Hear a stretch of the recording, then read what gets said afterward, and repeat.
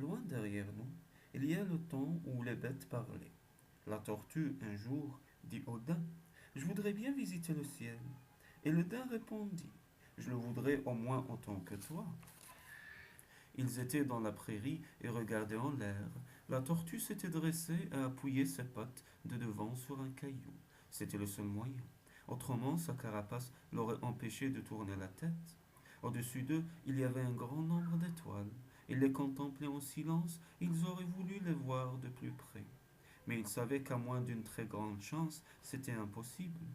Même les oiseaux qui ont des ailes ne vont jamais jusque là-haut. Ils font seulement un petit bout de chemin entre le ciel et la terre. La tortue était entêtée. Elle se dit un jour, j'irai au ciel coûte que coûte. Aussi, la première fois que l'oiseau tonnerre vint à passer avec un grand bruit et de grands jets d'éclairs, elle l'interpella audacieusement. Oiseau tonnerre, je te prie, monte-moi jusqu'au ciel. Le grand oiseau fut fort étonné, car tous les animaux le craignaient et se cachaient de lui bien plus tôt qu'ils ne lui parlaient. Mais il était de bonne humeur ce jour-là, et prenant la tortue dans son bec, il la portait jusqu'aux étoiles. La tortue se promenait le long de la voie lactée, interrogeant tout le monde et regardant de là l'oiseau tonnerre distribuer ses éclairs et sa pluie sur les plaines d'en bas.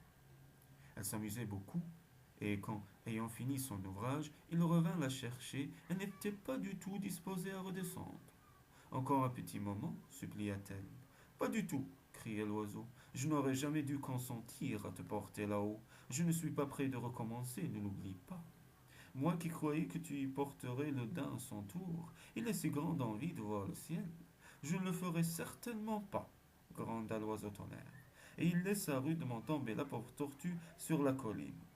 Quand elle fut remise de cette chute, elle raconta tout ce qu'elle avait vu à son ami le daim et lui rapporta les paroles désobligeantes de l'oiseau tonnerre. Le daim en fut affligé, mais il ne perdit pas l'espoir d'aller tout de même un jour se promener parmi les étoiles. Il décida d'en parler à l'arc-en-ciel. Ne veux-tu pas me laisser grimper jusqu'au ciel le long de ton joli chemin?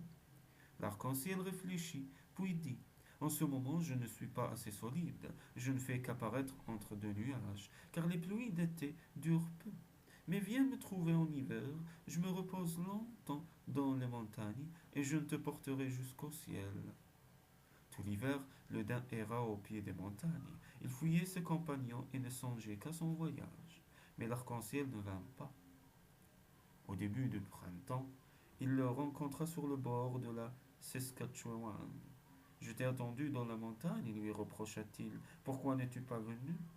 L'hiver a été trop froid, répondit l'arc-en-ciel. Maintenant, c'est la vraie saison pour moi. Attends-moi au lac de la Biche dès que les brouillards apparaîtront. Je viendrai.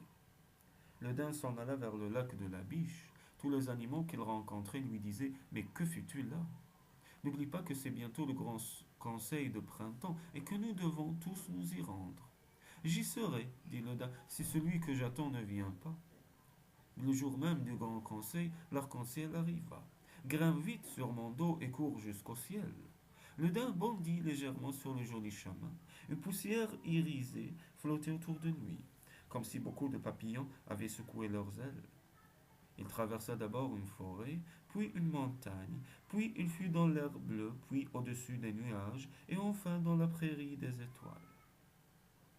Pendant ce temps, les animaux s'étaient réunis pour le grand conseil de printemps.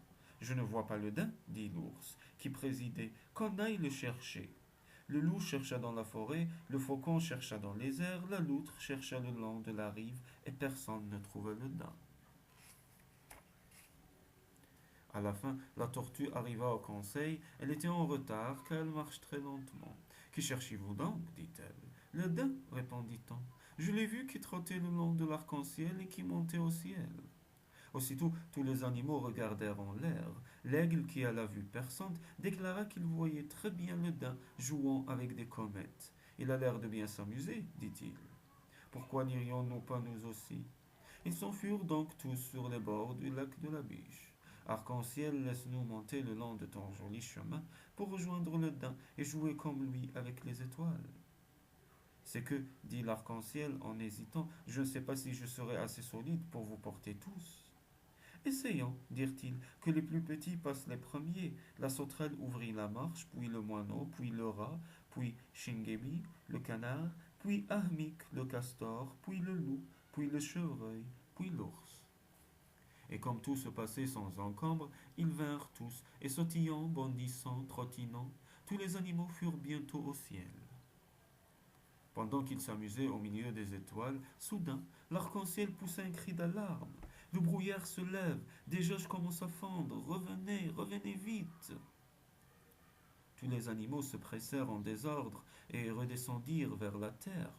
L'arc-en-ciel se rétrécissait à vue d'œil. Hâtez-vous, hâtez-vous, criait-il d'une voix pleine d'angoisse à trois retardataires. Je sens que je m'écroule. Shingebi le canard et Ahmik le castor bondirent sur le joli chemin, mais l'ours s'attarda une seconde pour envoyer un signe d'amitié à une petite étoile, et quand il voulut mettre à son tour le pied sur l'arc-en-ciel, celui-ci ne touchait déjà plus le ciel. Trop tard, cria-t-il, tu resteras là-haut. Et l'ours dut rester dans le ciel. On peut l'y voir encore. C'est lui que les hommes blancs appellent la grande ours.